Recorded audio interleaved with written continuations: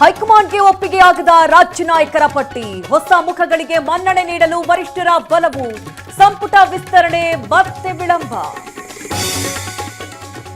ಮುಂಗಾರು ಮಳೆ ಇಲ್ಲ, ಜಲಾಶಯಗಳಲ್ಲಿ ನೀರಿಲ್ಲ, ರಾಜ್ಯದಲ್ಲಿ ಭೀಕರ ಬರ ಪರಿಸ್ಥಿತಿ, ಅಧ್ಯಯನ ತಂಡ ಕಳಿಸುವಂತೆ ಪ್ರಧಾನಿಗೆ ಸಿಎಂ ಡಿಸಿಎಂ ಪತ್ರ.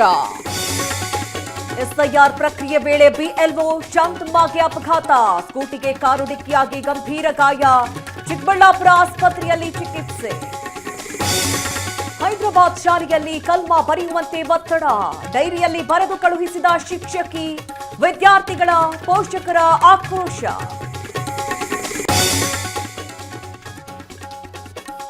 ಇನ್ನು ಪೂಜೆ ನೆಪದಲ್ಲಿ ಚಿನ್ನಾಭರಣವನ್ನ ದರೋಡೆ ಮಾಡಲಾಗಿದೆ.